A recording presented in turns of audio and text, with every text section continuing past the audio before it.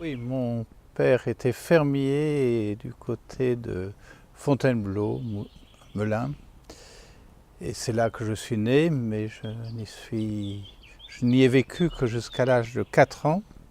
Et ensuite, mon père a trouvé une exploitation dans le Cher. Et donc, de l'âge de 4 ans jusqu'à ma vie adulte, j'ai vécu dans le Berry et comme prêtre aussi avant de devenir évêque à Mende. Alors, c'est une famille de tradition chrétienne et pratiquante. Donc, voilà, c'est une grâce que j'ai eue. Mes parents nous ont entraînés voilà, dans la foi chrétienne, dans un climat en même temps de liberté. Je suis heureux de voir que beaucoup, même je pense la majorité de mes neveux et nièces suivent la même voie.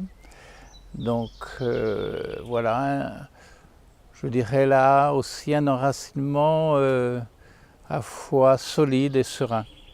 Ça m'a permis d'avoir l'expérience de l'Église dès mon jeune âge comme une grande famille, avec cet esprit de famille qui prime sur tout le reste, avec les tensions inhérentes à toute vie en communauté. Mais cette confiance dans l'Église comme famille qui nous porte, qui nous conduit, qui nous protège. Voilà, donc c'est vrai que je n'ai jamais eu trop de problèmes avec l'Église, contrairement à beaucoup de chrétiens d'aujourd'hui. Voilà, j'ai l'impression quelquefois d'être une exception. Mais en tout cas, c'est pour moi une grande grâce et je rends grâce à Dieu de cette expérience de l'Église comme famille à partir de ma famille naturelle. Mon père était agriculteur et on était une ferme en plein champ, un peu loin de tout. Donc dès l'âge de 9 ans, j'ai été mis en pension. Et mes parents m'ont mis pensionnaire dans un petit séminaire, mais je n'avais pas l'intention de devenir prêtre. J'avais assez vite résolu la question. Je trouvais que c'était très compliqué, la messe, servir la messe déjà, enfin c'était avant le concile bien sûr, et que je n'en serais jamais capable. Donc j'ai continué mon bonhomme de chemin dans mes études jusqu'au bac, toujours au petit séminaire. Et après, j'ai fait des études donc, de lettres classiques, d'abord à Orléans, puis à Paris. Et je suis devenu professeur à l'institution Sainte-Marie de Bourges pendant 5 ans. C'est là qu'a commencé à mûrir quelque chose, d'abord dans ma vie de chrétien. Donc j'ai toujours été croyant, toujours été pratiquant du dimanche, mais disons que voilà, il me fallait peut-être faire une expérience plus personnelle, de découvrir le sens de la prière aussi. Et souvent, c'est à partir de moments un peu difficiles dans la vie que l'on fait cette expérience-là, et que, je dirais instinctivement, on se met à crier vers le Seigneur, à la manière des psaumes. Et c'est aussi, donc, jeune professeur, je me suis mis à lire un peu personnellement la Bible, à m'y intéresser davantage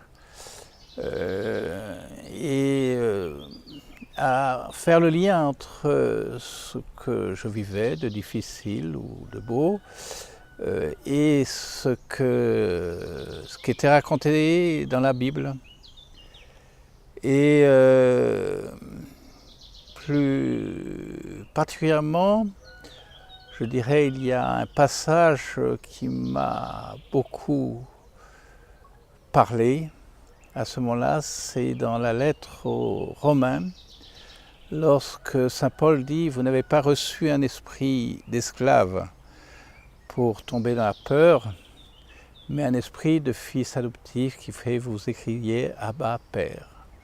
L'esprit se joint à votre esprit, à notre esprit pour attester que nous sommes vraiment enfants de Dieu et frères de Jésus, héritiers avec lui.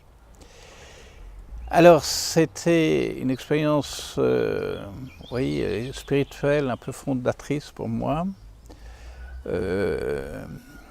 Voilà, que j'avais pas trop à me poser la question de ce que je valais par moi-même, parce que j'avais peut-être tendance à me dévaluer, avec de bonnes raisons.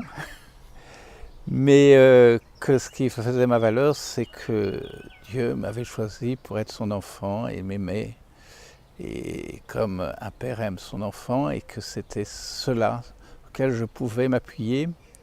Et ça m'a aussi libéré un peu du regard des autres et de moi-même, du regard que je posais sur moi-même pour me mettre plus, disons,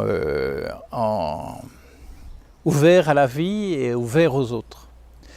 Et à ce moment-là, s'est posé un peu la question pour moi, oui, d'une vie chrétienne plus intense. Je me suis posé la question d'une vie religieuse. Et finalement, c'est un prêtre, un accompagnateur spirituel qui m'a posé la question, et pourquoi pas prêtre. Alors je ne me sentais pas trop digne, mais en même temps, c'était donc des années 70, déjà les vocations se faisaient plus rares, et je sentais que j'avais beaucoup reçu de l'Église, et en particulier des prêtres, et que si moi je ne disais pas oui, il n'y en aurait pas beaucoup d'autres pour le dire à ma place. Et c'est ainsi qu'à 27 ans, je suis allé voir mon évêque et j'ai dit que s'il voulait bien de moi, j'étais prêt à entrer au séminaire pour voir si j'avais cette vocation-là, si l'Église m'appelait.